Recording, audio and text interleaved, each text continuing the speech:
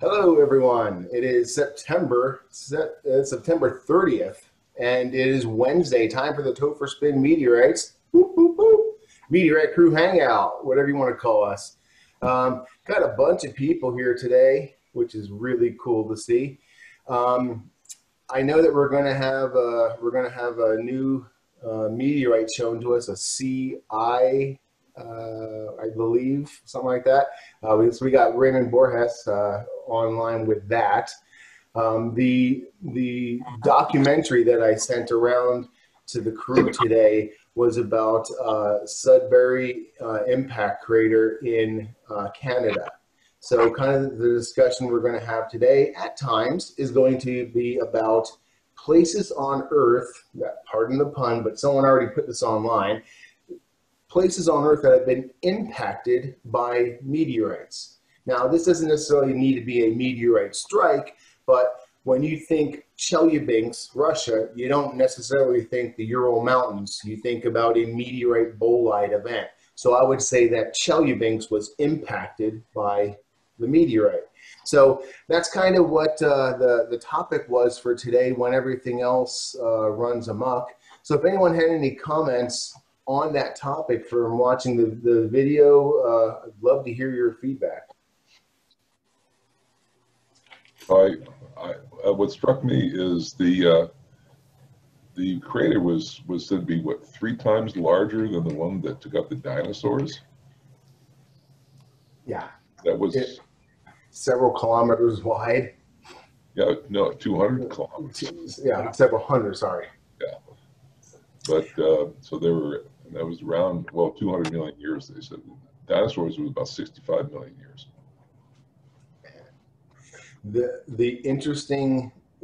For those that didn't watch the documentary, those joining us on YouTube, it basically dealt with a town that exists now, built on an industry and everything of the high iron content that was found in the area. And when you got down and delved into it, the iron came from an iron meteorite. So the fact that it's either the largest or the second largest deposit of iron on the planet that we can get to. And it has obviously a lot of monetary value, and the railroad went there, and basically the whole town is built up kind of and known for the mining of iron. Can I just interject here a bit, Topher? I was waiting for you to. Go for it. Actually, it's nickel. Nickel. Not the iron. Thank you. It's the largest deposit of nickel in the world, and it was a result of the meteor impact. In the video, they talked about it being a comet. I guess that's still debatable whether it was a comet or whether it was a meteor that actually struck. But the whole city of Sudbury basically is located upon a large nickel deposit, and the size of the crater itself was over 200 kilometers in diameter. So it's the Sudbury Basin is quite a huge event. Yeah. Wow. Thanks for correcting me on that. That's why I have you guys here, to keep me honest. I'll keep it flowing. You guys keep me honest. I was impressed. I didn't realize that Edison had been up there, and it was kind of critical to the car battery industry for Ford, kicking that off. That was an interesting part of the video. Yeah. So there's a little no meteorite, no giant meteorite, no auto industry. There you go. Do they find iron up there, since iron is the major part of a yeah, there's a lot of iron located there, but nickel was the primary source of income. That's what they were looking for. I see. Because if you look at the analysis of a meteor, it's usually around 90% iron, maybe 10%, 5% nickel. So you think there'd be a lot more iron than nickel up there. That's traditional values. Yeah, exactly. That's why I made that mistake, because I'm thinking it's iron. Yeah, it makes sense. I mean, Yeah, but nickel meteorite. yeah, economically, the nickel was more valuable than the iron, and that's why after the nickel. It'd be interested to know too, because Hobo's an attack site too, so it's super high nickel, and that's the world's largest whole single piece. So I wonder if it was an attack site and it was really high in nickel, up in the 30s, 40%. Even attack sites are only about 15%, aren't they? Some of the attack sites go really high. Yeah, there are up into the 40s easily. Some, that are in the 40% sort of range. A typical number for attack sites is about 21%. Okay. Wait a second. The video, they said that the meteorite punched a hole in the crust and that it was lava or magma, I guess in that case, rose up into the basin, and that's what brought all the nickel. Yeah, so it wasn't from the actual meteor itself when it struck. The main theory is that it did go so deep that it did get down through the crust into the mantle, and the not only nickel, gold, silver is all located. A lot of precious metals came up through. Yeah, because that magmatic material is all differentiated ordinary meteorite, ordinary chondrite sort of material. Yeah, that's consistent with the other information I found online on Wikipedia that it punched a hole through the crust and brought mantle material up. The video though had more than a few errors in it. He talked a lot about comets, and then he talked about meteoroids and comet orbits, and then he also implied that the native first peoples had been smelting metals for thousands of years. yeah, I got that one. These may not be the most perfect YouTube videos to recommend, but they're thought-provoking, and that's exactly what my thought when I was watching it was the dark the stark contrast between Sudbury being a mineral gold mine, a financial gold mine, and then Barringer Crater here in Arizona from Meteor Crater. I mean, the guy went almost insane and dead broke trying to find something at the bottom of it, and there's nothing there. Yep. Yeah, they recovered a few masses from Meteor Crater, but the vast majority of the 30-meter diameter, 100-foot diameter impactor was vaporized. So it was spread all over the countryside. Yeah, it went everywhere. Yes. How is my sound quality, Topher? I'm giving this microphone another chance. It sounds, the quality is really good. The volume, it could be a little closer, but we definitely not only appreciate your quality audio, but man, I'll tell you what, you got that chromium shining today, buddy. Woo! Yeah, it's growing out a bit. It's kind of fuzzy now, but yeah, my barber, he's pretty surly, and I know all of his jokes already, but his schedule seems to work with mine pretty well. I got the Corona halo going. If I can get the right lighting in here, yeah. I don't know what's going on, but if you look from the right angle, it's. So, what other places besides Barringer Meteor Crater, Sudbury, are places that have been impacted? Because I could think of one myself. I don't know what the impact event was.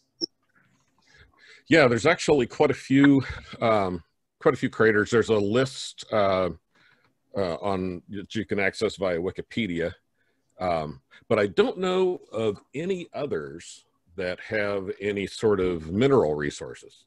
Mm-hmm.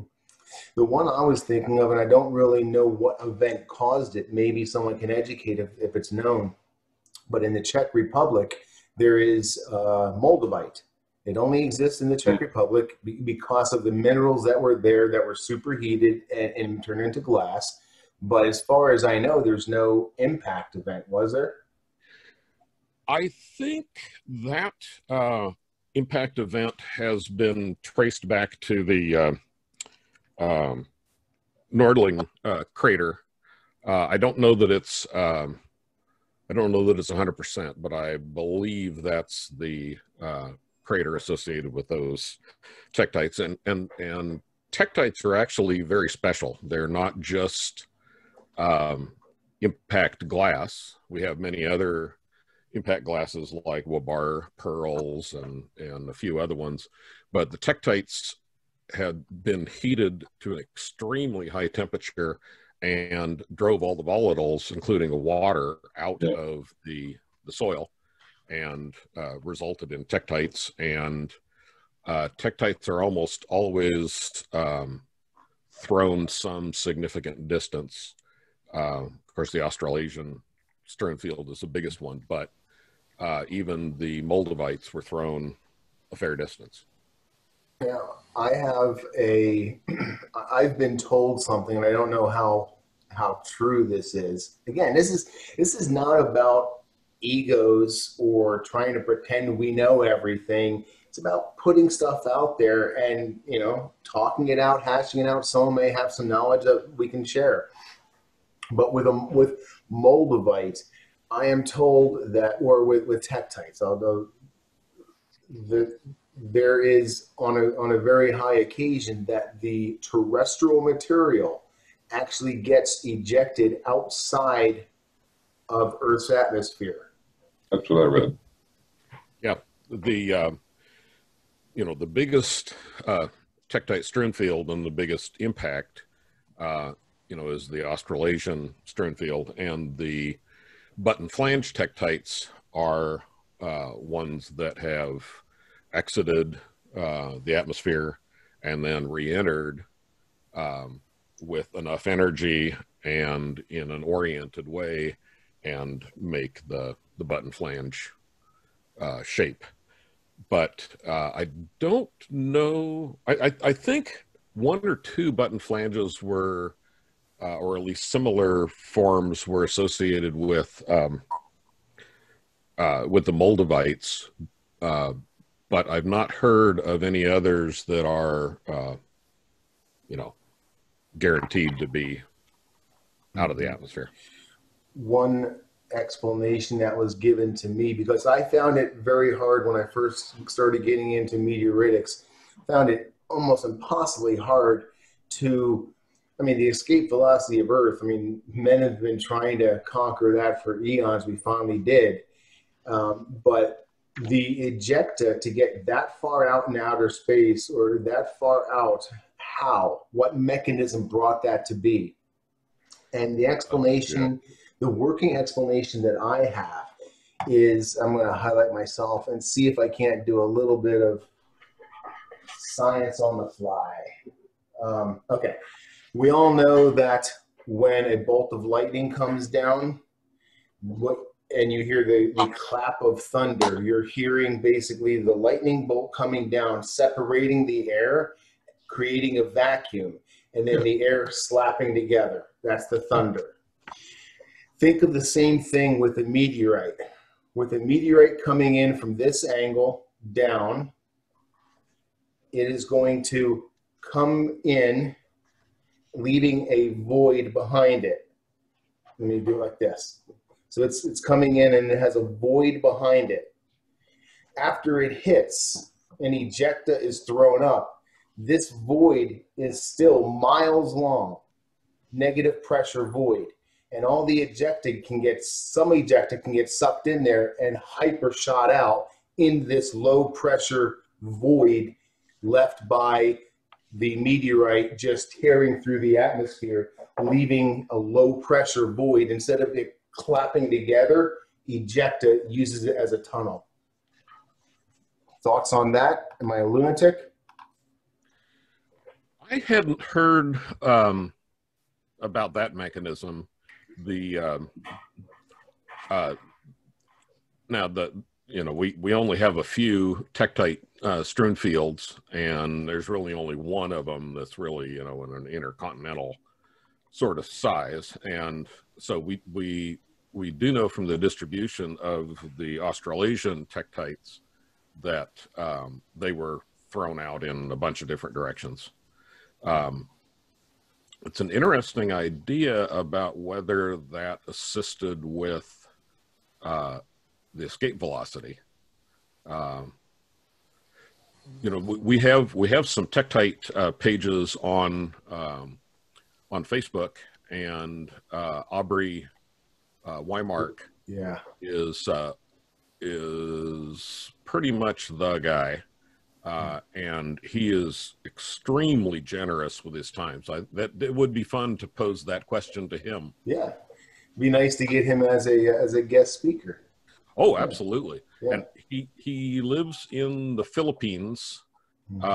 He works in the oil industry. He's a working geologist. He works in the oil industry and travels quite a bit. So his schedule is difficult, but he has a Tektite museum in his house. That's I heard he's the expert on it. Yes. Nice. Anyone want to jump in on anything? Conversation wise? Topher, Alabama has the Wetumpka Crater. It's 4.7 miles wide and I think 85 million years old. What, Tonka? Wetumpka, Wetumpka, I believe. When I was looking for videos for today, I came across several videos for the Silicaga meteorite, aka the Hodges meteorite. And I just wanted to say Silicaga a few times to show Cameron that I finally learned how to say Silicaga. And an excellent job you're doing, sir. Thank you. It's the floor is open for either conversation or show and tell. If anyone, there's a feature that you can raise your hand. So if you go down into the participant, there's somewhere down there. I'll use that feature in a second, but if you guys can hear me, Mike Kelly shared a link to the group about a town built in a crater. Yeah. Oh. Yeah. I found the Ries Crater, which is like one of my favorites because the medieval town was built basically accidentally perfectly into the shape of the crater. Yeah. So the Roman numeral date on that is 1544, it looks like. Yeah. And yeah, this is from a text from a book from, I think, 1500s, maybe 1600s. It's colored. It's the town of Nördlingen, and it's built, I think, this is the one that he's talking about in the link, the Ries Crater. Yes, it is. Yeah. Nördlinger and Ries are the same. And they really? I know the church that you see in the middle. Yeah. There's actually, they had these little square cubes of Suevite. Suevite, I think is how it's pronounced. Yeah, and I happen to have one of those right here in hand. Oh, cool. I have a number of pieces of the Suevite from the collection of Impactites that I bought from Topher, but this one I got from Mike Bandley when he was over in Europe for the French show, Ensis time. He stopped and bought 10 or so of these. This is actually a piece of that Suevite Impactite from that church. They did some repairs and had to remove some blocks, and they cut them up into pieces, and you can see the glassy voids there. The church was built out of that? The church was built out of this material, yeah. Dang. Well, not only the church, my understanding is the entire town was built out of the material from the surrounding crater. Yeah. If you could afford to build a stone building, you built it out of local materials, and this is it. Seal is supposed to be the seal of the church. That's cool as heck, man. Cool. Yeah, I've got one of those too from Mike Bandley. Oh, do you? Yeah. He only brought over like 10 of them. Yeah, mine has the wax seal broken. I got it for cheaper. His kids apparently ripped the paper off and broke the wax seal.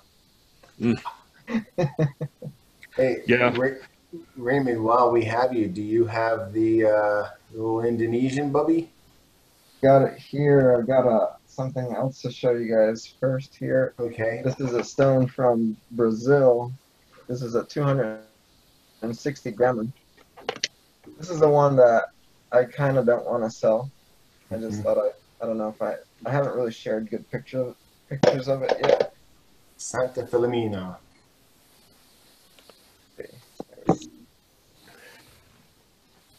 Wow, That's look nice. at those That's- regoliths. Yeah, nice markings. And some scuff marks on Yeah. the dirt.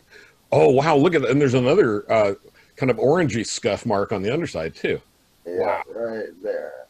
Let's see if I can get it in focus, kind of. Beautiful. That's a complete stone. Oh yeah, this is probably the nicest one that I brought back. It's got a bunch of marks everywhere. It's definitely kind of aerodynamic. That would be the back right there, and you can actually see if it decides to focus on it. Rollover lip, yeah. Yep. Wow. So that's a nice one I got there. I'm reluctant. This is the bad part. I go to these places to kind of hunt to resell stuff, but then I don't want to sell anything again. Yeah, a meteorite. lot of work goes into finding that, man. Because we were chatting and you did a couple live check-ins and we broadcast those, which was really awesome. But there's just so much work and risk and effort and energy and time and money and endless stuff that goes into it, man.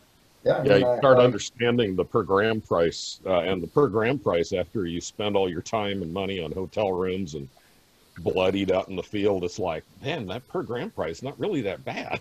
Yeah, if you take into account not only the cost of the trip, but if you take into account the person's time, like my time. Yeah. I spent 10 days there, which I took some vacation to go to some of my vacation time that I could be like in a pool on the beach somewhere, to go to the middle of nowhere, Brazil during a pandemic,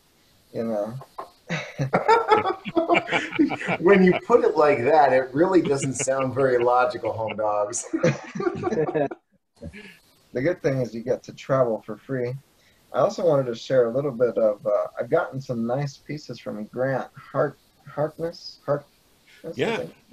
Yeah, Harkness, I think is right. This is a nice Burge Bowl, 52 gram. Wow. I'm trying to figure out who these came from, because the collector, I've seen these things before in ASU's vault. Garvey has some, I think it's Canyon Diablos or Sicko Alines packaged in this exact same plastic baggies. Right, with heat sealed tags, typewritten tags. Huge New Concord, Ohio, fall 1860. That is spectacular. I mean, huge for what I've seen. I've really not seen many of this one. This is like 61 grams. You might ask Mike Bandlai. He has done a huge amount of label searching, and Knockla Dog, I never can remember his name. Rob Wessel? Wessel. Yeah, Rob Wessel. He has as well. So between those two guys, you might crack that nut. This is one more that I just got from. Rob also has some of the castle material as well. This is that one's crazy. This is a pretty old fall. There was only I think it was either one stone or just a couple of this one found. Alfianello, Italy. And so the most recent one, roughly what year that was? I think it was 1883. Wow. I also got one. This one I kind of bought for me. The other ones, I mean, I buy them to resell them, but I want to keep all the ones I bought. But this one I really bought just for me. This is Landis, West Virginia. I went to WVU for my PhD in computer science. I'm actually still a student. This is Landis from West Virginia. It's Landis? Iron. Is it Landis?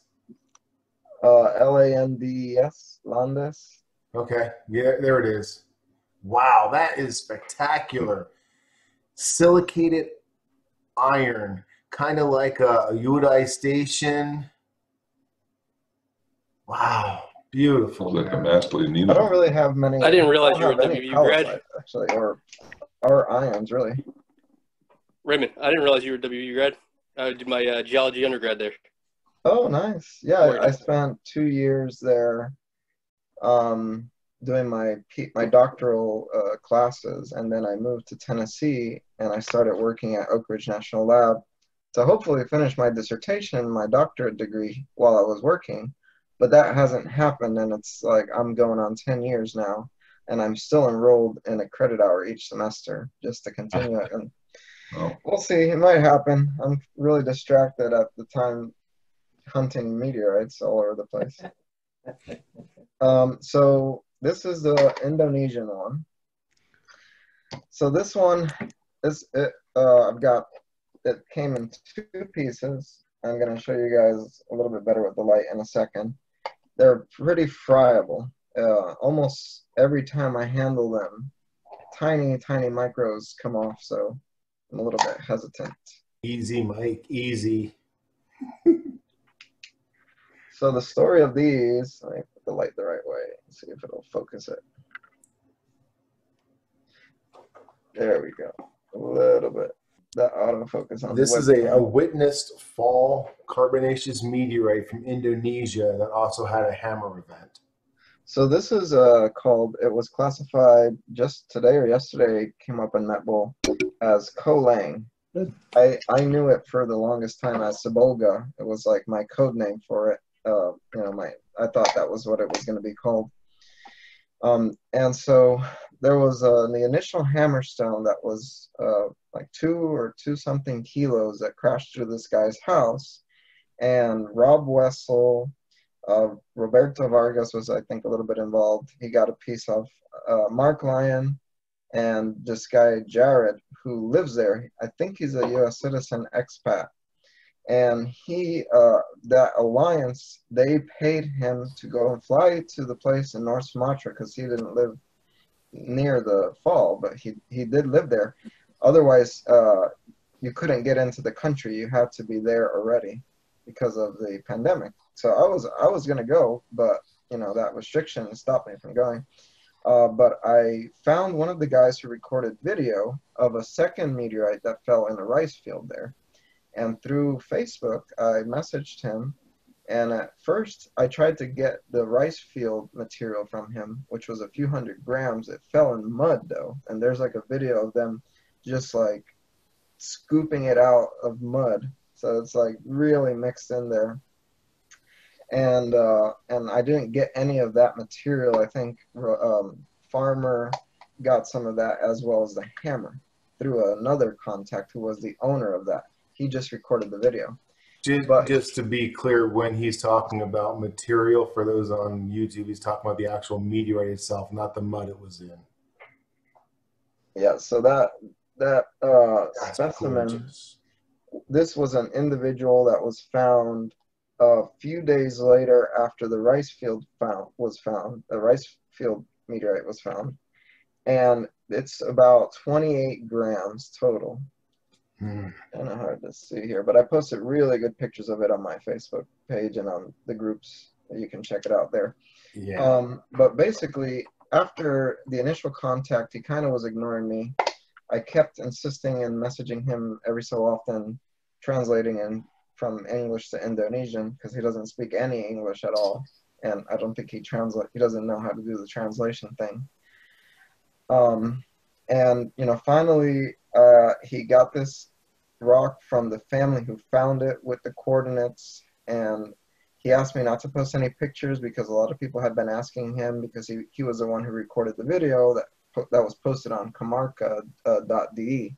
I don't know if you guys know about that website, but that website is incredible in terms of new falls and the details. I don't know how he does it, but he gets all the pictures from every single fall that happens, like a week after it happens, or a few weeks. And so that's where I got the details from for his name, and I just searched his name on Facebook, but he didn't want me to really share much information about him or anything else.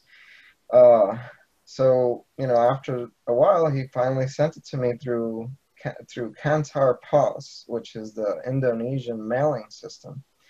And it's basically the equivalent of EMS. So it's like an express service, but for kind of regular international mail systems. Well, it didn't leave the country. He had to mark it as accessories, which is some weird Indonesian category for customs, because you couldn't mark it as rock for study, which is what I told him to do. Apparently, they don't have that category, and you can't export rocks. But I don't know the real deal about that, because FedEx does have that category in Indonesia, and that is what we sent it as, mineral specimen for study or something of the sort. But the regular mail did not have that. And they have a long list of items that are restricted for export and import, and it's almost like North Korea there.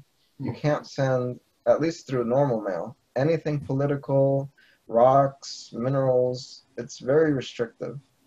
And so it spent about a month and a half in the mail system, and then stuck in customs, and then finally he messaged me one day on WhatsApp and told me that they called him from the mail, from the post office, and told him to pick it up, that it wasn't going to leave the country. So luckily he told me, and we were trying to decide what to do, because the nearest FedEx or DHL is 9 hours drive for him, and I don't even know if he has a car. I don't think he does. So he ended up taking this bus, and I sent him a little bit more money for that. You know, it was additional work, and he was honest with me, and I finally got here. That's fantastic. Just today.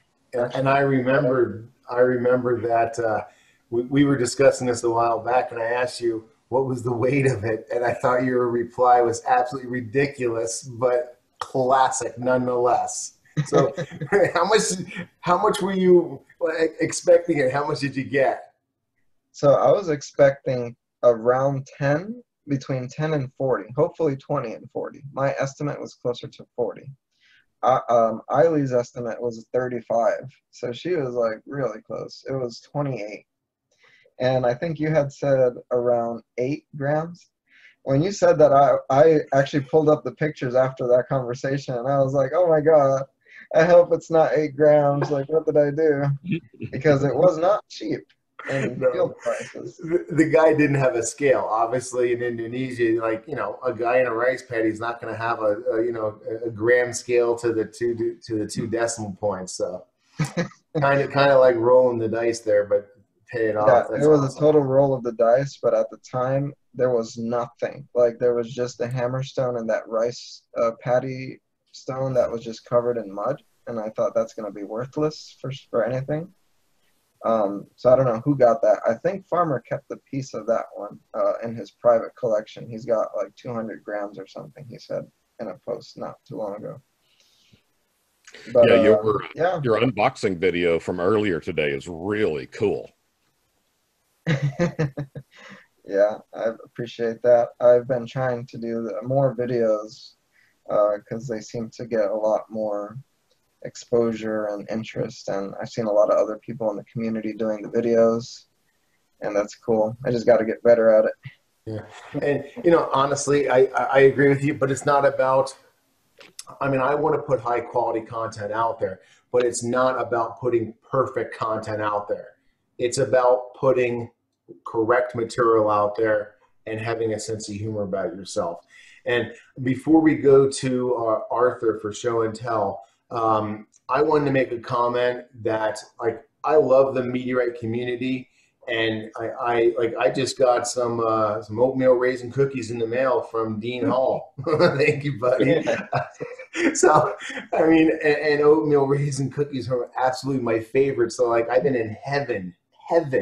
But one of the things that brings the meteorite community together are these hangouts, but also Google Translate. I have had so many conversations with so many people around the globe in their dialect with enough accuracy where we can communicate effectively. And it's just a phenomenal tool that basically is bringing me closer with people all over the globe. So Raymond, you mentioned that you use the translator, and I just want to tell people out there, give it a shot. It works really well. You can really expand your horizons and the people that you communicate with. Arthur, you got something to show us there, man? Yes, sir. I got a slice of the Baja California, 116 grams, and it's got an incredible pattern to it. And the Woodmanstatten, can you see that? Yeah, that's the brand new Beautiful. California silicated iron. Yes. Oh man, yeah, that's a nice shape. Let me see that arm sticking out. Oh my gosh. And I think there's a little crust. I might be wrong. That piece just got 3 times cooler. Every inch you went over, it got like 3% cooler. So That it looks is like amazing. either a Klingon battle cruiser or a, I don't know, Romulan cruiser or something. I'll tell you what, that looks like a really, really nice piece of home defense equipment to me. You should Built-in see it under handle. the microscope. It's unbelievable. Wow. They talk about something, I'm going to mispronounce the name, I'm sure. Cerebosite? Yeah, I think I it's don't know if you've heard of that name, but Scheibersite, I think is right. Scheibersite? okay. Yeah. It has an affinity toward one of the crystals in there. I don't know if it's a camosite or the tianite or whatever that other one is, but I guess it's supposed to have a brassy appearance. If I can get a picture of it under the microscope, I'll post it. Wow, But- that is a really beautiful, complex iron. I like that a lot. Yes, Man. I couldn't let it get away. Yeah, congrats, man. That's a fantastic piece, dude. Absolutely. And I got another iron, and that's Mundrabilla or something from Mundrabilla. Australia. Mundrabilla, yep. Okay, Mundrabilla. Mundrabilla. Got a weird shape. It looks like a vertebrate. Looks like almost a barbell, like it might have got flung. Like Right. it was spinning. Well, I guess they're supposed to take on the shape of animals or something. If I read the information correctly, this looks like an animal that didn't have a long life. So, but I wanted to ask you about the Uralite that you received from Juan in Spain. I purchased from you the 2.12 grams certificate of authenticity number 1586. Mm-hmm. And I looked at this under the microscope, and it's really got a gnarly type of texture to it. And there appears to be either clay or dirt of some type embedded in it. And I don't know how to go about cleaning a Uralite, or even if I should attempt it. Normally, if my knee-jerk reaction to clay being stuck in a meteorite would be it's caliche, which would be removed with a soak in vinegar. But that would be for chondrites. You're not going to want to soak Martians, lunars, angrites, anything out of the ordinary besides chondrites. So my advice to you is it's such a small piece, and I don't know how friable it is. So unless you have like a jar of dental picks, Mm-hmm.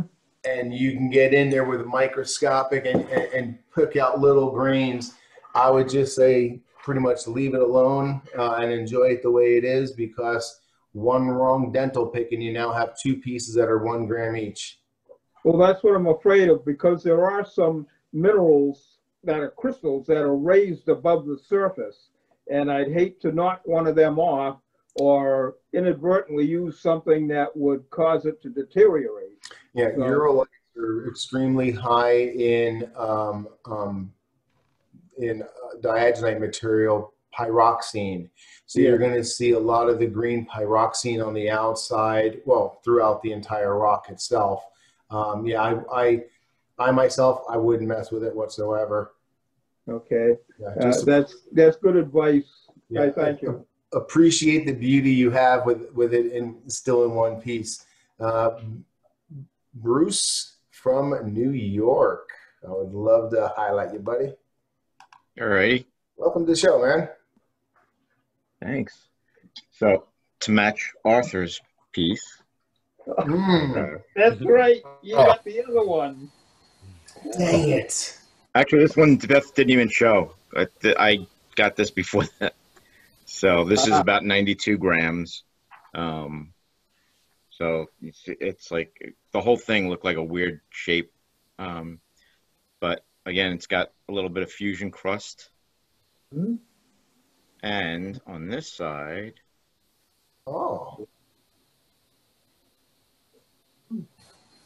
Is that a graphite inclusion or? Kind of looks like it. I don't really know well enough to know one way or the other. If you looked at a picture like the whole piece before it was cut, it looked like it had a really large troilite inclusion that blew out. Okay. That was like where this section was. The dip? It had a big dish going through the whole piece. Yeah. That's phenomenal. Now that is officially classified now as Baja. Yes. Wow. Yeah. One thing that I thought would be interesting as a subject, leave me alone. One thing I thought would be interesting as a subject for us to look into or possibly study, maybe the documentary of the week or guest speaker, if someone knows one. There are a lot of ties to geology into meteorites, and there's a lot of chemistry in geochemistry. If we could have someone of an educated background give us some information as to how geology on Earth information that we learn can be translated to meteorites, their creation, their formation, and what we can learn from them. And then also we talk about camosite, trollites, we throw all these terms out there. You know, I don't know what they all mean, and I know them, and I know exactly what they mean for 45 seconds until I'm asked the next time. So I would love to have this Topher proof, like idiot proof. I want a list of all these things. So that's a desire that I have. If anyone in the group could help facilitate that, knows someone, I would love, I'm open for that participation. We have a hand up with Mr. Pat Brown. Yes. So let's see, I should be unmuted. And if my audio level drops, please let me know. Absolutely. So we were talking about tektites and exiting the atmosphere and all that kind of stuff. This book, Tektites by Barnes and Barnes, that's a father-daughter. They're both PhDs. And this one was printed back in '73 and really a fairly hard book to get. But due to my true bibliophile life, I had 6 copies of it and I gave away one, so I've got 5 copies of it now. So if anybody can't live without one. But so we were talking about tektites leaving the atmosphere. So this is a tektite on early reentry. So roughly spherical to start with, and showing one shock plane in the front, and then an area of low pressure on the back. And in the same Chapter paper. Here's a little later in the entry. And so this is a cross section, of course. You can see the flange starting. Yeah, yeah. Yeah. Yeah, you can see a few things here. You can see a lot of material ablated from the front, so it's no longer spherical. But the back side remains pretty much as it was. And all of these lines here are various shock planes of different orders, and they cause a ring sort of effect on the leading edge of the tektite. And then you can see the flange rolling over. And I tried to do this with a thin section and haven't been successful yet, but I'm not giving up. But this is a thin section of the rollover lip, and I have a partial, a broken button flange that I have cut a couple of blanks for thin sections out of. But you can see how it swirls and builds really up. fluid. Yeah. Wow. And so the material that the Australasian meteorites are made for, or tektites are made from, is gray wackel sandstone with lots and lots of quartz in it. And last time we talked about quartz and its high pressure pseudomorphs, coesite, and there's one other one that's very, very hard to make. It requires even more shock. Schistrovite. Say again? Schistrovite? Yeah. Yeah, Schistrovite. Yeah. And so the shocked sandstone that I showed from Meteorite Crater last time or time before last has coesite in it from that shocked quartz, and the striations that we saw in the rollover lip are coesite as well. And in the video that we watched before, they actually showed examples of softer material and then other materials that were shocked. So they actually, in the Sudbury crater that we were looking at earlier.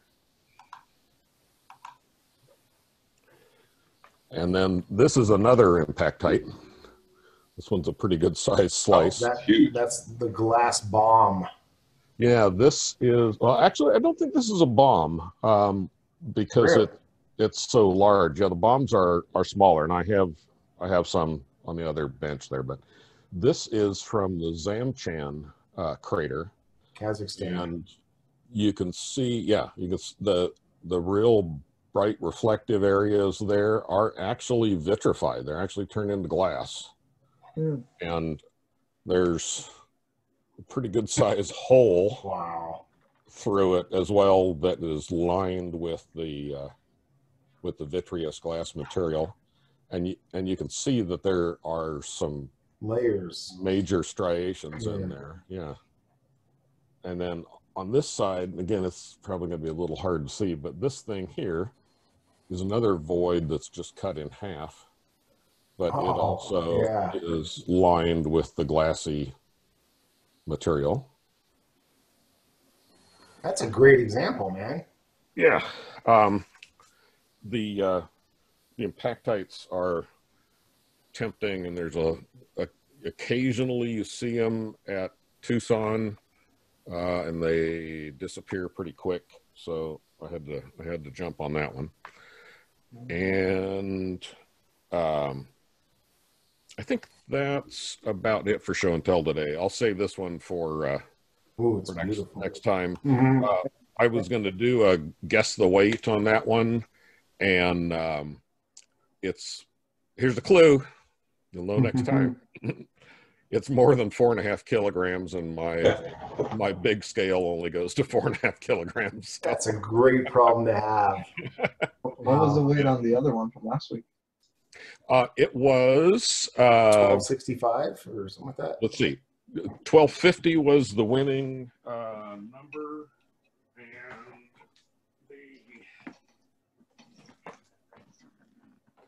Sorry, I wasn't as organized today.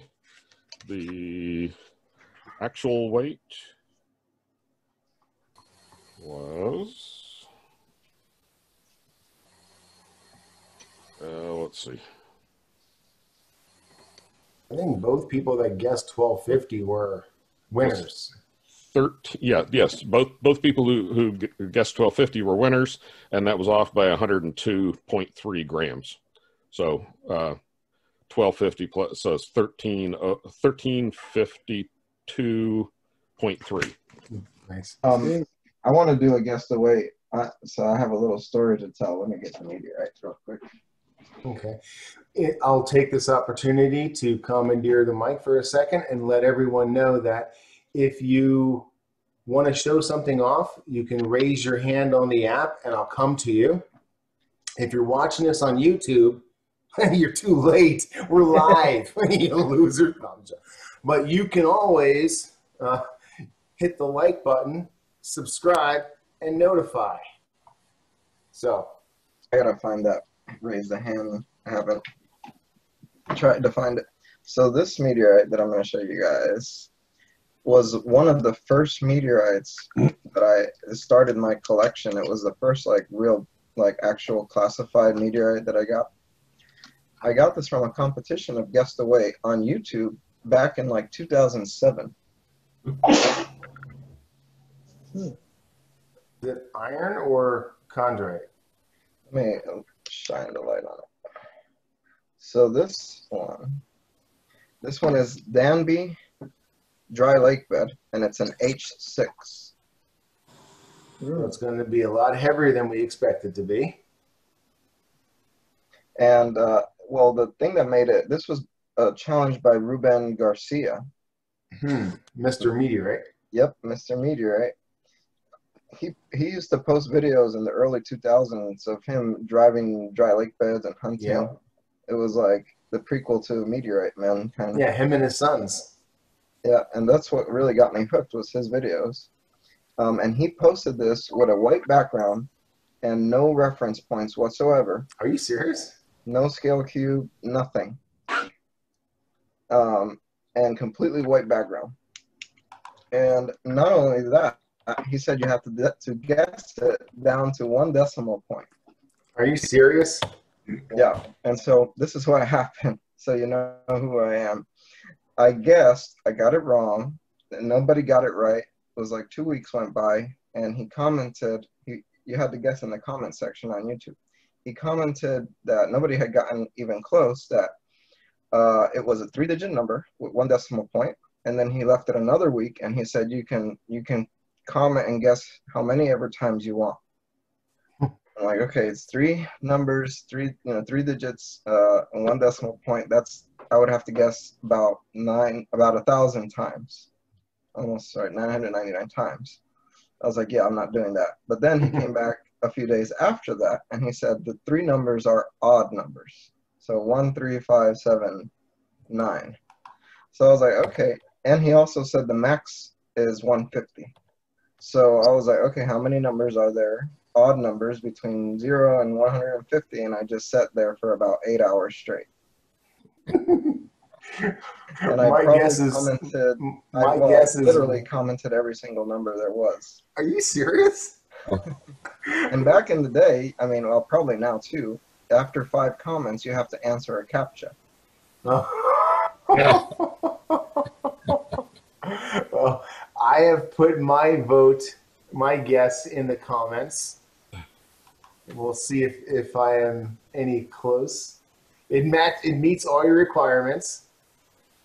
Yep, so it's 3 digits, and the 3 digits are odd, and it's an H6. He found it, actually. I don't think I've really seen many other meteorites like this. If I saw this, I might not even think it was a meteorite today. Yeah. What lake bed did he say it was from? This is a Danby dry lake bed. Danby, okay. Danby. San Bernardino, California. Total known weight is 9 kilos. Wow. And yep, 3 digits, max 150 grams, so it's less than that. Let's see who gets it. I saw a beautiful meteorite pop up in one of these windows. It was a beautiful. Okay. This is I was preparing to show it. So this is a. Let me switch my camera. I'm getting fancy. Oh, yeah, I didn't know if you were ready or not, but I saw it, so you're ready. I got to get this thing. All right. So what this is, I'm a fan of silicates. This is a silicated iron. Oh, here we go. Maslyanino. Yeah. This is one of my favorite meteorites. I got this, oh gosh, a couple of years ago from, let me see, where did I get this from? Let's see, Yulia Grossman. She runs Comet Shop New. I think she's out of Canada. Anyway, but I've collected a couple of these silicates, but this one has some really fine patterns in it. If you look at these very fine striations, but I've got, oh gosh, I got a silicated Campo, and I've got, oh, let me show you one that I got this last year. Out of curiosity, Ron, is this Maslyanino that we're looking at, is it etched on both sides? I believe so. Here's the other side. Yeah. Oh my God, it's gorgeous. This is one of my favorites. Wow. Excuse me, I've got a runny nose. I don't need to gross anybody out. But also, I was in Denver this last September, pre-COVID, and I came across, Jesus, don't do that. This is an this is an Udei Station. Yep. I just saw somebody had cut a large one of these. Yeah, Mark Ryan. Oh my God. Yeah. 2 millimeters thin. Yeah, this one is about, between a 16th and an 8th, so it's probably like 3/32. But yeah, this was another one that I got that I really like. I just like the contrast between the dark and the light, but just the play of the two is just really interesting to me. So also, if I can switch back to my other camera, I'm starting another frame project. You guys probably get sick of me. So let me just show you here real quick here. I just started today to play with it. I haven't got anything really done, but I'm playing with magnets this time. So let me horrible picture. Maybe I'll put it back under the other one. Just a minute. Yeah, dark on us. Yeah. There you go. What I did on Amazon, I know, remember somebody mentioned doing something with magnets. So I went and I bought myself, as you can see them, there's a number of little magnets right here, about the size of a silver dollar. There's one here, about 6 of them. They have about 18-pound full force. So what I did is I put them in a piece of Lexan with a piece of mat in front of it. I just took one of my metal, this is an NWA 8302. It's a hexahedrite. And I bought this one, Susan Morrison, I think is her name. Van Morrison, a couple of years ago. And I'm just trying to play with the thickness of the, so kind of attraction I can get through everything. And so far it's working pretty good. So I'm just kind of playing with how I want to put this together. It's not going to be backlit, it's going to be frontlit. I'm playing with ideas of how to frontlight this with LEDs. So I'll probably do another video. That's pretty cool, though. Yeah. That's a little spin on my magnet thing. Little different because it doesn't have any crystal structure. But the beauty of this thing is if you get tired of this meteorite, you can just pull it off and put something else in there. Yeah. It's interactive. You can change it monthly, or Sure. If someone comes in your house you don't trust, you can always hide it. So this is my latest project. And like I just started today playing with layouts and how I want to do this, the kind of frame I want to use. But that's really about it. That's what I wanted to show tonight. That's pretty slick, man. I have a couple of silicates. They're pretty much the same look as the other two. Since everyone's showing off their silicated irons today, I'll show off Udei Station. Is that a Udei? Yeah. Yeah. And I just absolutely love the size of this. Oh, yeah. It's massive. You can see it squished the metal in between this one here. Almost like a vein. And it has a nice natural edge to it as well. But yeah, the deeper you look at it, now mine is polished on this side, but etched on the other. Yeah, mine are etched on both sides. You actually have metal veins going through that, which is neat. Again, you can see the total separation. That's still all the way evident here, but you can see it, this side is etched. And when you etch it, it just gets complex. Oh, yeah. They just get. There's so much detail to be enjoyed. So this is a healthy iron. I want to show off an iron of mine that needs some attention. So this is middle of the process. This is, can anyone guess? Canning Diablo?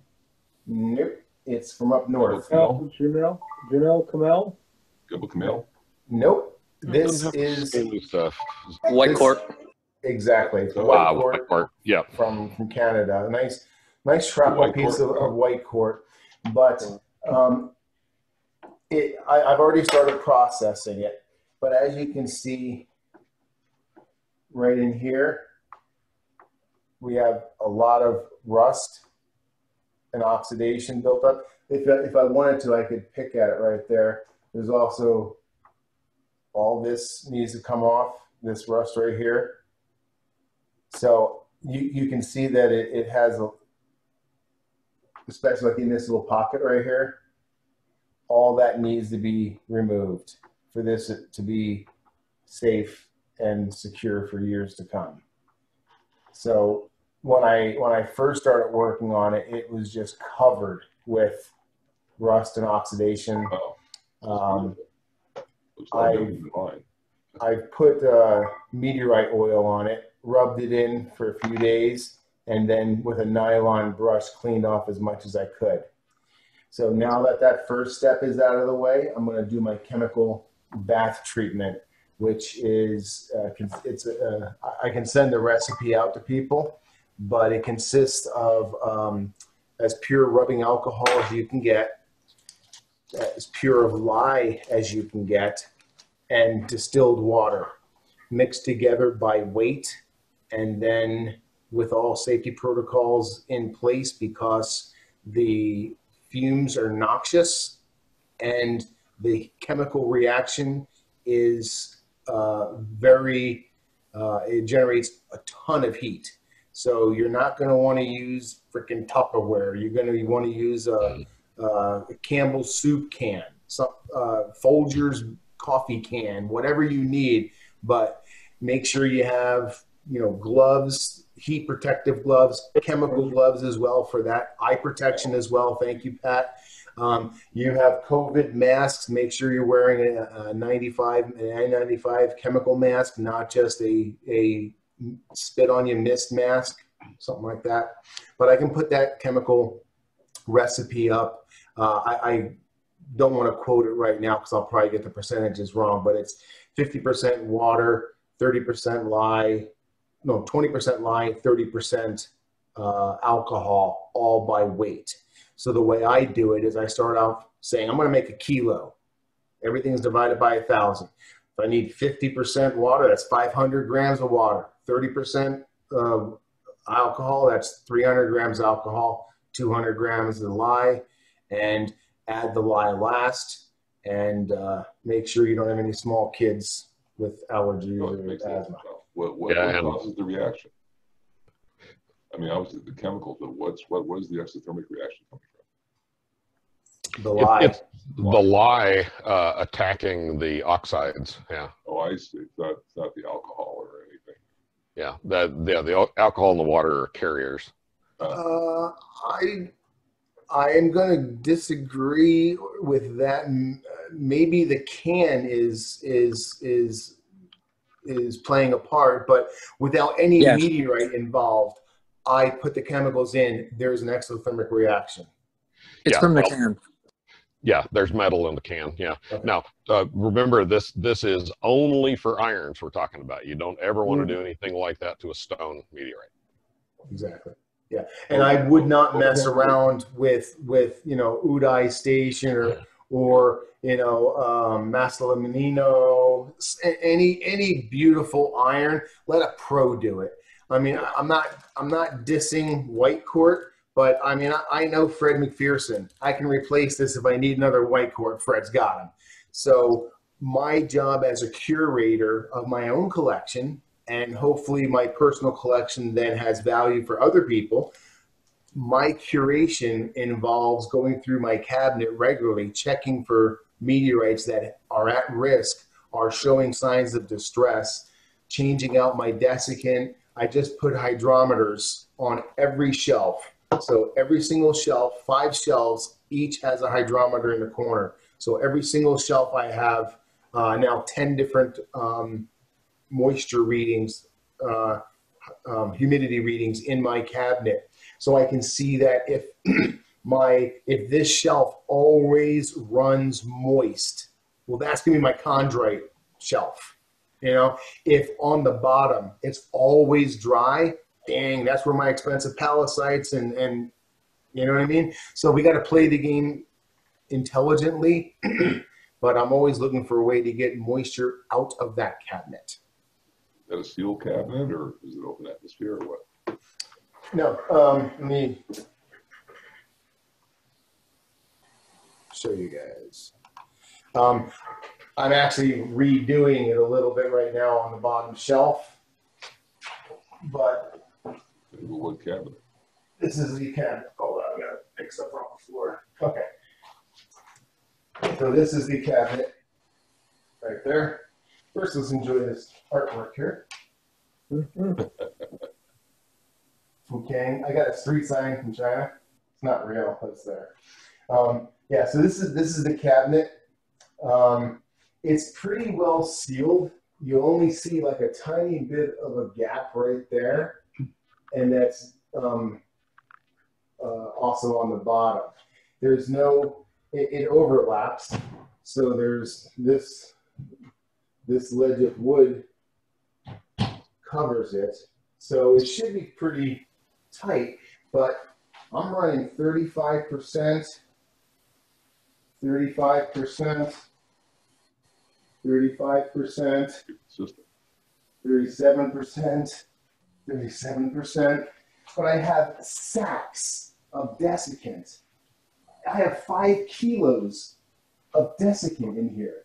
I have 2 there, 1 there, 1 there, and 1 there behind my Serratrail. Wow. But I'm still running 34% humidity, and I'm in Arizona. I'm not at the beach. Right. So you don't want to put a rubber seal on that door? It's a seal for sure because I have a Bellart secador, and I've got quite a bit of desiccant in it, but it's used, and I don't get down to what it should be. I get like 20 to 30% as well. Wow. Just don't vape too close to your desiccant or it'll go bad. Well, in all honesty, I vape like a dragon in this office. So I'm sure you do. I do too. I'm not surprised that it's a little bit more humid in my office than it is in the rest of the house. Actually, I did a test. I wanted to see if it was more humid in my office. So what I did is I put the hydrometers out in the living room, same humidity level. So either I'm vaping too much in the entire house or, so anyone else want to take over?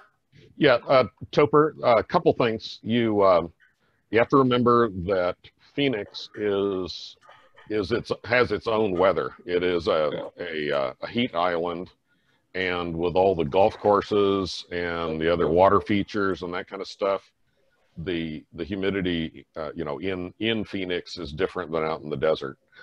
But you might on the overlap on the door there get a piece of weather stripping. There's a closed cell foam that you can get at Home Depot or any of the big box hardware stores, and just run a strip of that down the overlap joint. And then there are some that have kind of a wiper action that you can put top and bottom, and that'll help. Now the wood is pretty much finished everywhere, but the wood will take up and give off humidity as well if it's not completely sealed. It's not just that seal, it's also the hinged areas, and any part of the door that opens is an air path. Yeah. You should seal all around the door.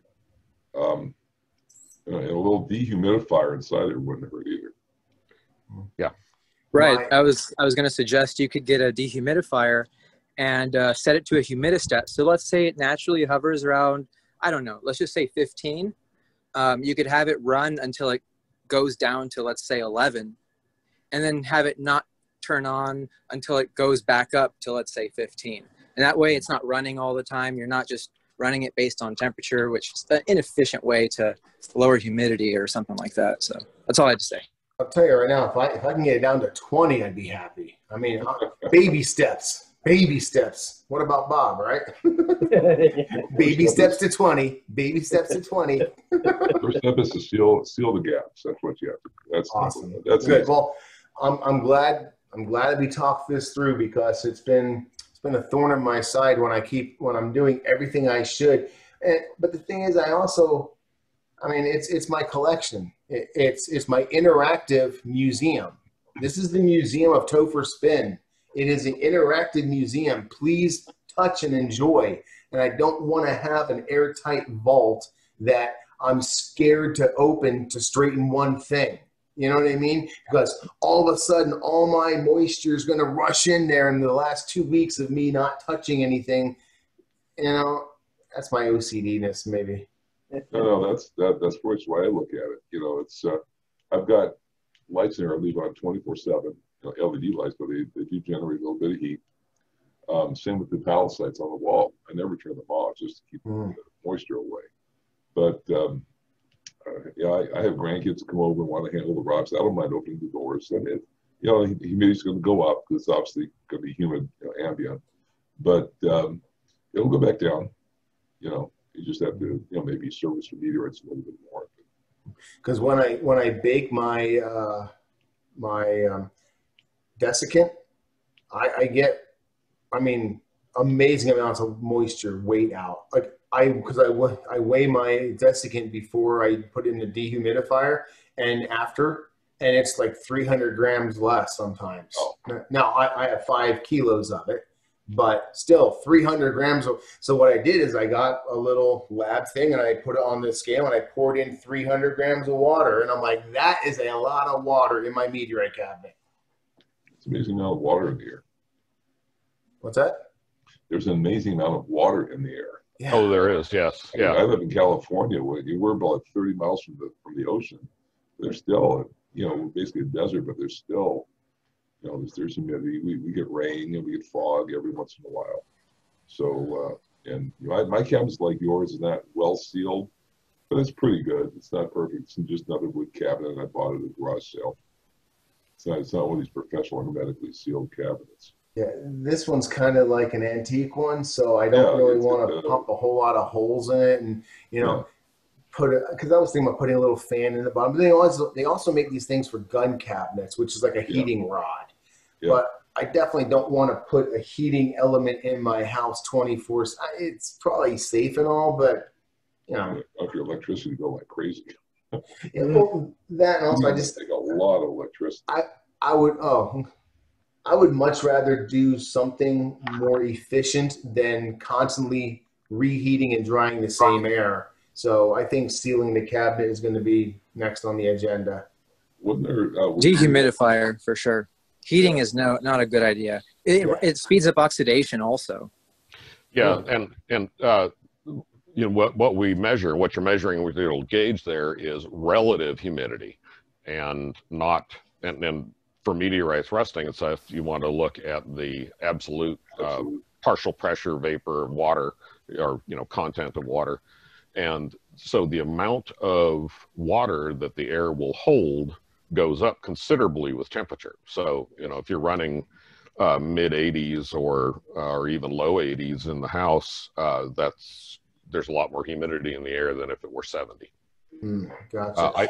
I posted a file on the chat of a number of small dehumidifiers from Amazon. I know nothing about them, but there are very small ones for that kind of application available. I appreciate that. I want to show you guys something that I have in here that I highly recommend everyone get. I don't know if it's even going to show. You guys see that thing right there? Yeah, the Zerust. Yes. Oh, you guys, okay, you can? Good. That What right is it? there is what everyone needs in their cabinets.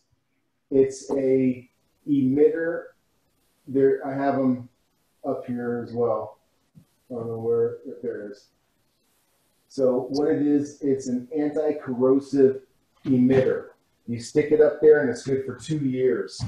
And it basically just emits and keeps the air filled with healthy stuff for your meteorites rather than, you know, harsh earth environment for them. They call it Zerust? I'll take a picture of it later on and put it online, because Never heard of those. I can't get the angle right now. Or if someone puts it, if someone knows what they are, they can put them in chat.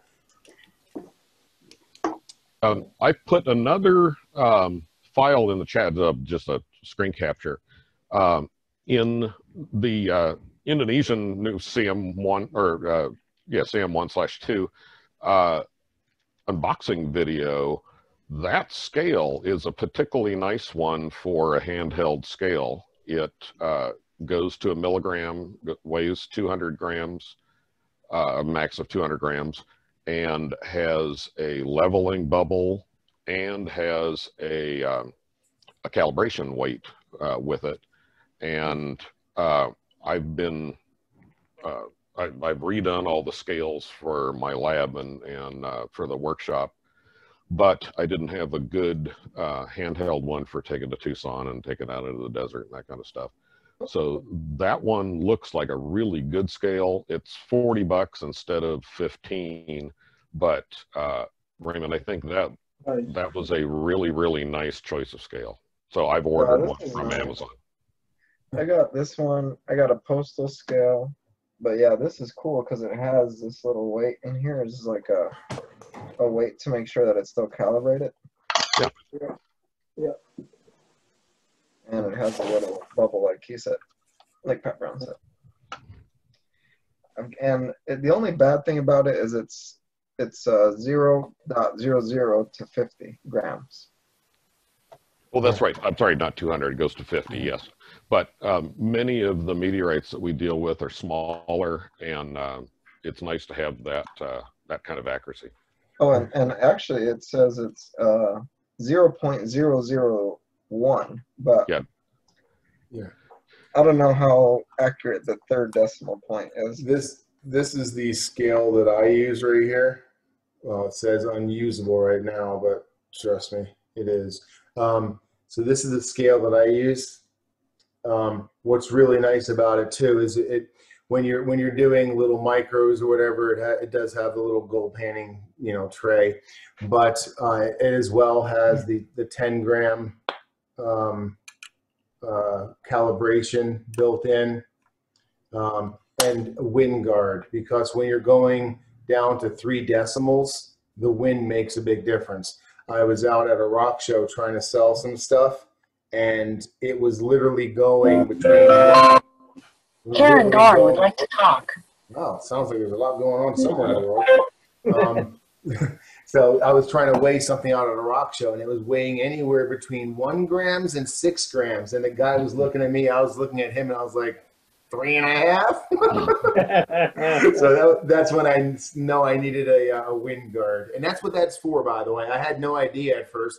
I had my fan on high, and I'm like, this scale's really pissing me off, and I put that down, and it was dead even. I'm like, yeah, I've just gone through the whole thing of what scales to have and calibration and the whole thing. And it turns out that for the style of scale that are in, you know, the handheld ones and many of the benchtop ones, they use a strain gauge, and the output voltage of the strain gauge is a very strong function of temperature. And so if your temperature has changed only a little bit, you want to recalibrate, and it'll remove that temperature influence. Denser air. Density of the air. It's an undesirable effect of the strain gauge sort of design, is that the output voltage changes. You know, it changes with temperature, which is desirable, but it's undesirable for it. It changes with weight, which is desirable. It's undesirable for it to change with temperature. Mm-hmm. And so a proper scale is one that comes with calibration weights or automatic internal calibration. The other thing and it needs to be leveled properly. So you can see this one has a little bubble level, but it also helps to put them on something that'll give temperature stability and also no vibration. So these are small, inexpensive granite surface tablets that you use for mechanical layout for all sorts of stuff, but you can get them off of Amazon for not very much. Do you recommend them for going in the field when you're searching with a metal detector for the meteorites, or is that too fragile? No, I wouldn't. The stone slab, they're heavy. They weigh right 20 pounds or something. I would lighten the pack and leave the 20 pounds behind, but the scale itself, you know. Oh yes, so there are scales that are suitable for using in the lab, and there's scales that are suitable for in the field. The field scale is never going to have the accuracy of one in the lab. Right. But this one is a Sartorius that weighs up to 300 grams, and it goes down to a milligram. Yeah. And by Raymond was speaking to the fact that the last digit dances around a lot, and that's true. If you've got air currents, it's true if you've got varying temperature and vibration and the thing's not level and all of that. But when you have good temperature stability, a breeze guard like this one, you actually can get useful information at the milligram scale. And then this one is kind of the next step. That's a Sartorius that goes to 1/10 of a milligram. And it came off eBay, and you can see the last couple of digits, the display is messed up. But again, it has a bubble to level it. I found a calibration weight for it. But this one is a quality analytical balance. And so when you tell it to calibrate, I don't know if you can hear it, but it actually moves a little weight onto a hook inside the scale and calibrates, and then takes the weight back. And there it's calibrated to 1/10 of a milligram. That's crazy. Oh. A smart scale. Wow. Now, I think it's important that everyone have the right scale for the purpose. Now, I found I need 3 scales. I showed you my down to the 2 decimal points. Or actually, is it 2 or 3? Right. But yeah, 3 decimal points. So this is the one I used, and this only goes to like 20 grams. So highly accurate, but only 20 grams. Then from 20 grams to about 200 grams, you have the field one. Hard plastic case, durable, and down to, point, just I think 1 decimal point. What's good about this is as a field one or as an all-day rock show or Tucson is most of them, if you don't know, have a set for spare batteries in the back. So there's no excuse for you ever to have a scale that doesn't work. It's just unacceptable.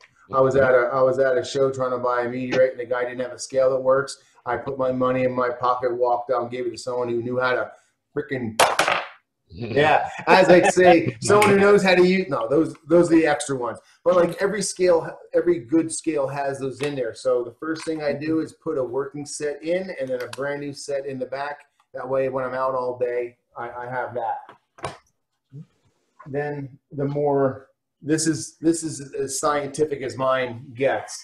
On this one right here, let me see here. This one goes up to like 4 kilos or 4.5 kilos.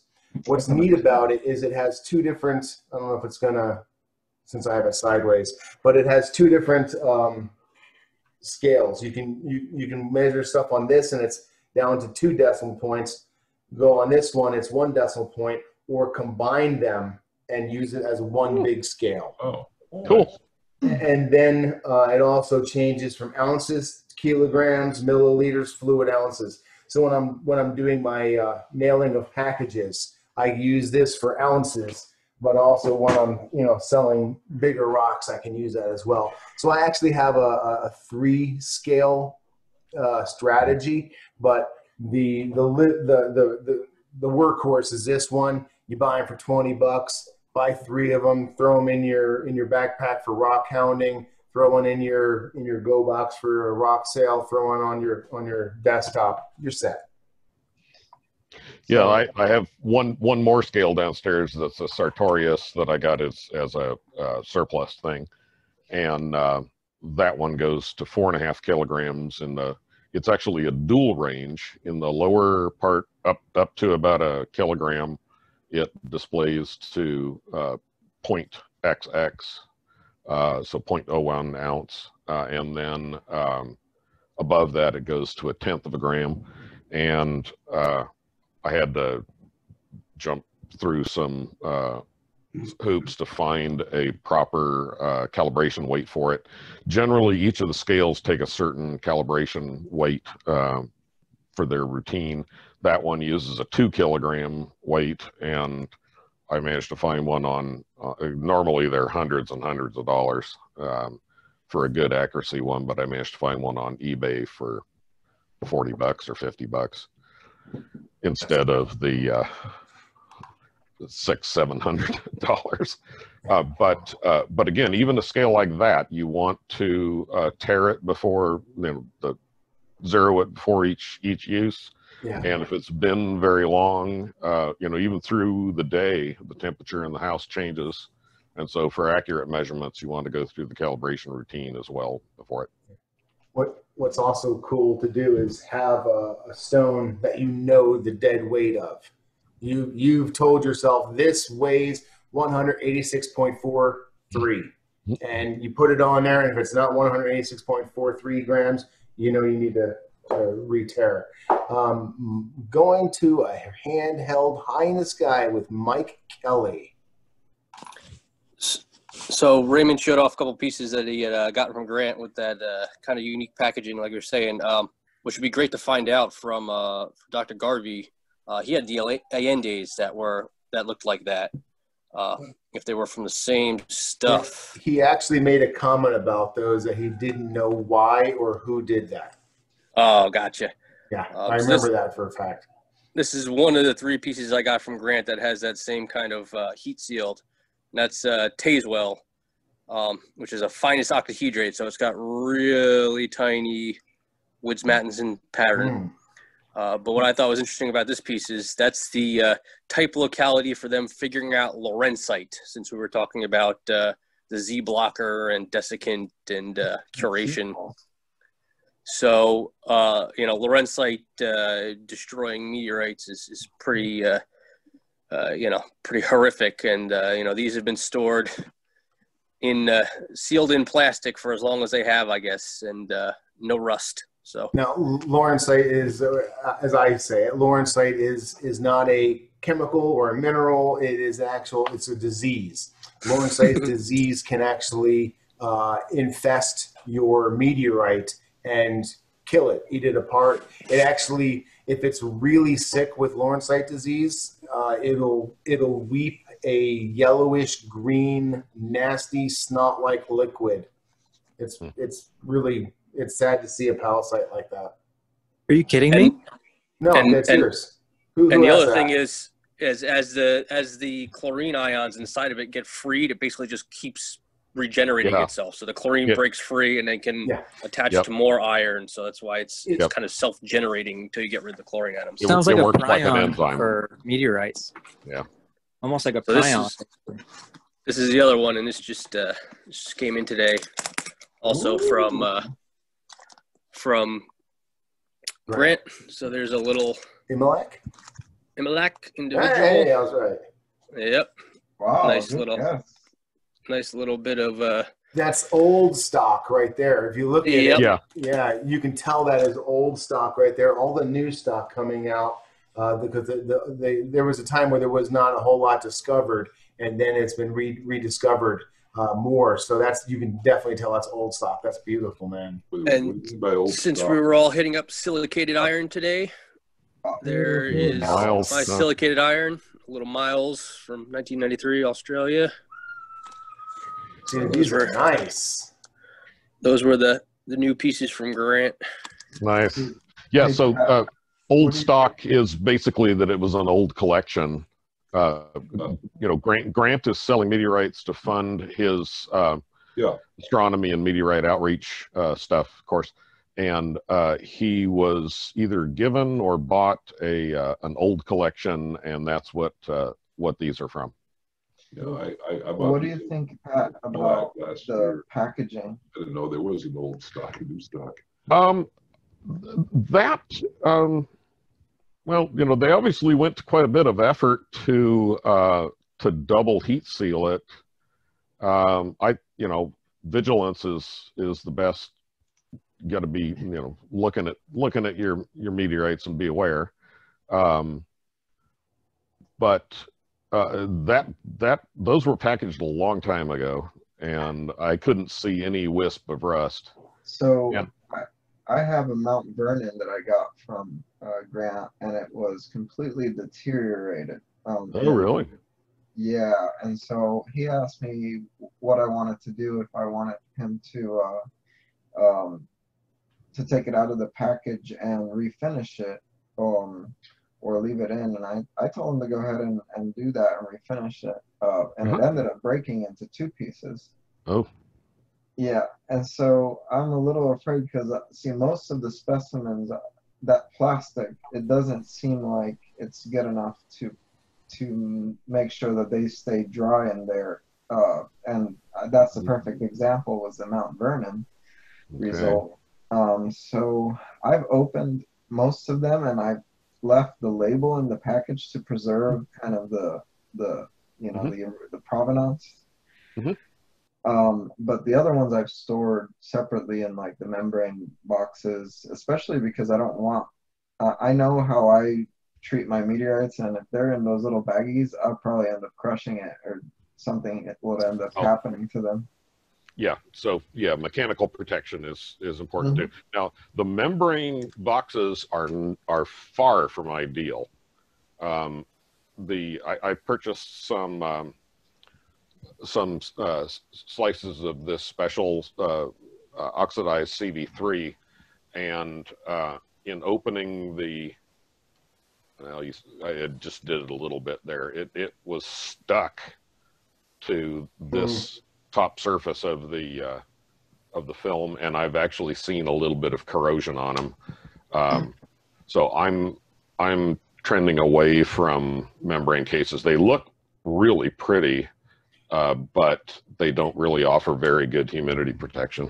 It's so easy to display things and label them, That way I don't have a shelf of 25 meteorites I bump into and they all go flying. You know what I mean? I'm super hesitant to remove them all, but I've done it a lot.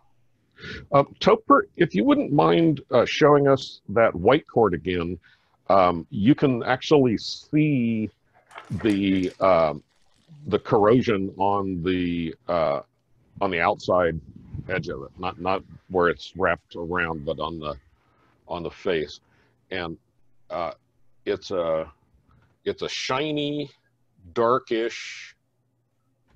On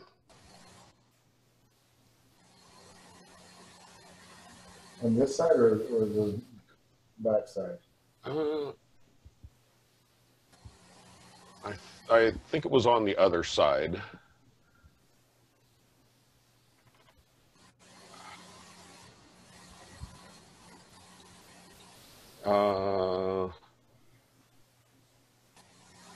Now I'm not seeing it as obvious. Oh, there it is. Okay, keep the light reflecting off of it like that.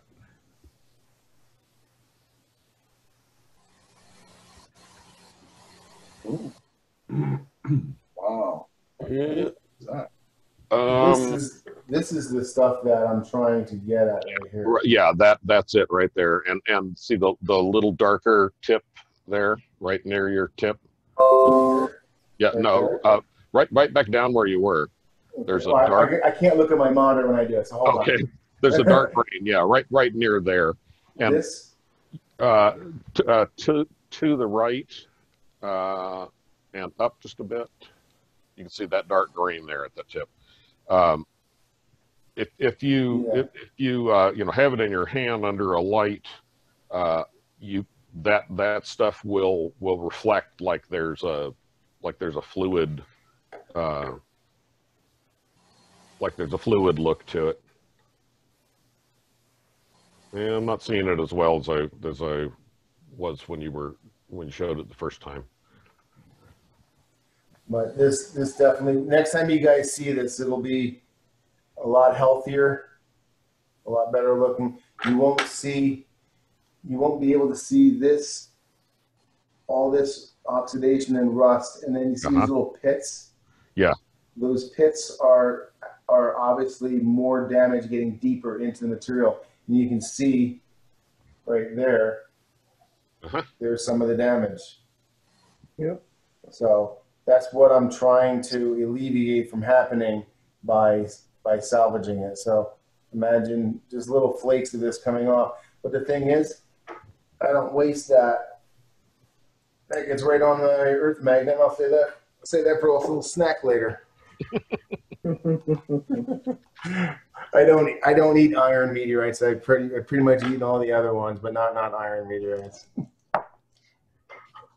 Does anyone have their hand up to offer anything for show and tell or conversation? We have James jumping at it. If you have something that you'd like to show, please raise your hand or wave to the camera like a maniac. James, how are you, sir? Very well. Is my mic working? It's really loud. Okay. It's like you crawled inside my cranium. When I was here last, I was telling you about the problem I have with water in my basement. Well, my collection's still in storage. I did receive something a few days ago that's not in storage, and I have some questions maybe some of you can help me with. I think this is a good night. There was an event, paperwork says 310,000 years or 340,000 years ago, where a lot of impacts happened in a straight line, east to west, Indiana, Illinois, Missouri, and Kansas. And it was kind of like what happened with the comet that hit Jupiter several years ago, where it broke up, and Shoemaker-Levy, I think was the name of it, and it created a linear bunch of events across Jupiter. The one that hit here in Missouri is not called a crater, it's called an impact structure. And its correct name is Weaubleau. I'll spell that W-E-A-U-B-L-E-A-U.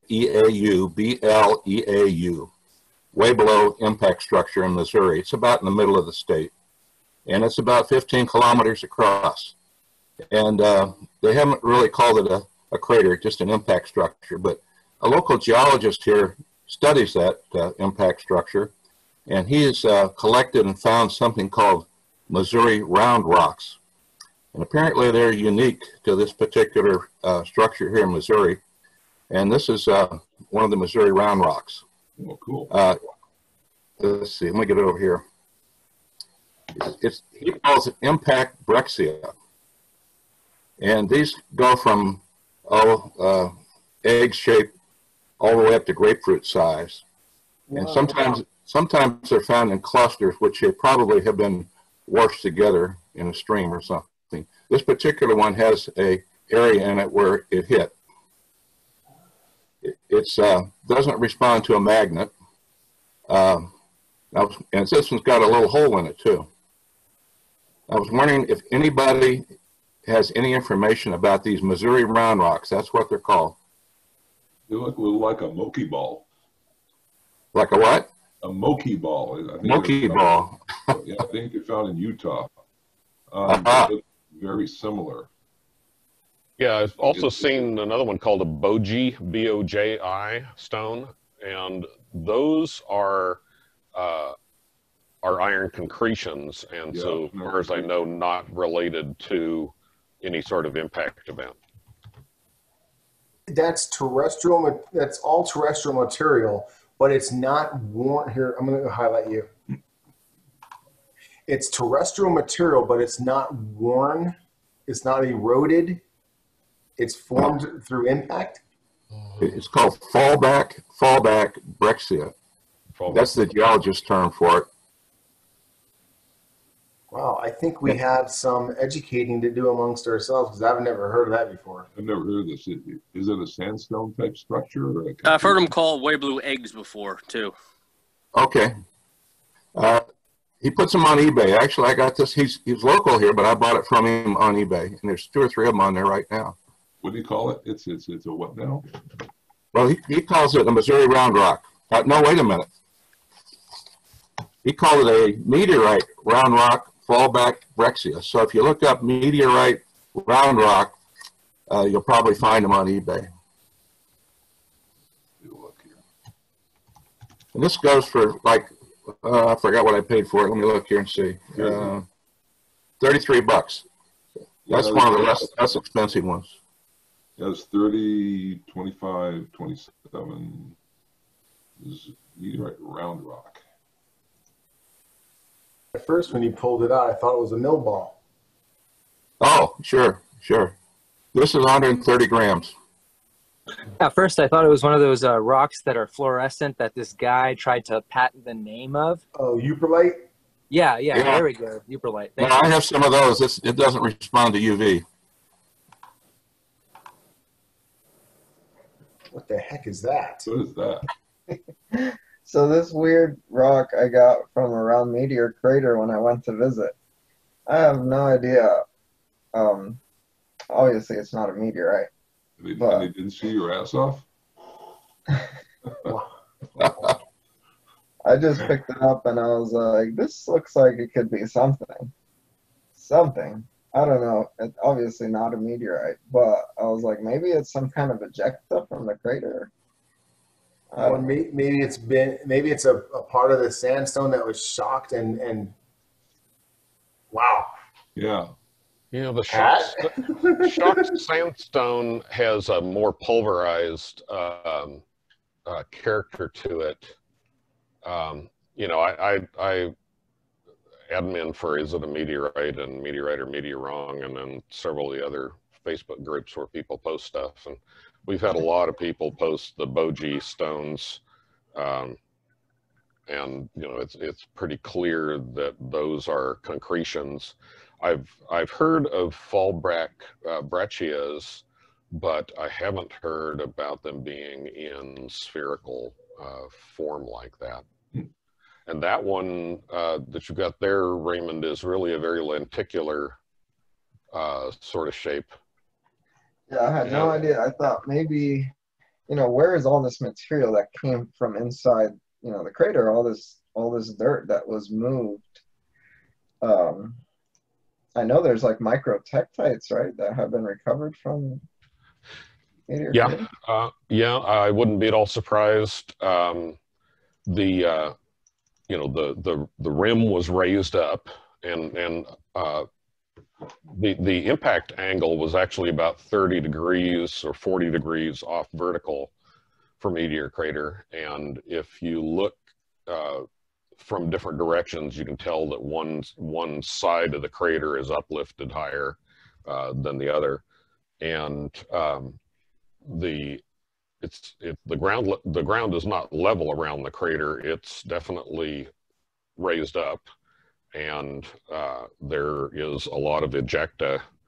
In fact, if you look at it on Google Earth, you can see a lot of that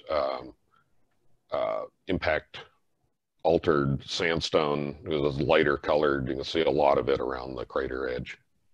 Yeah, I just thought it was a very oddly shaped rock, and yeah, and since I picked it up I was driving on the one road that you can take the Meteor Crater. We went just past the exit to get to the museum, and we kept going for a while, and I just got out, kind of looked around. You're not supposed to hunt, at least take the dog for a walk,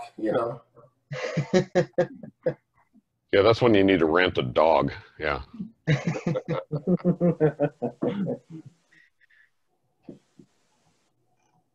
I will offer anyone to comment on places on the Earth that have been impacted or affected by meteorites, or if anyone would like to suggest something for our next week's little 10-minute video, feel free to either suggest it or contact me offline. Does anyone else have anything that they'd love to show off? They can't wait for next week? All right, well, I'm going to take over real quick. I want to thank everyone for attending today. As always, we had a great time. A lot of, I noticed that there's been a little bit of transition, and it's been very natural, and it's been very nice.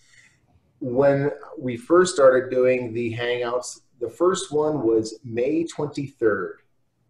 I don't believe we've missed a week in all that time.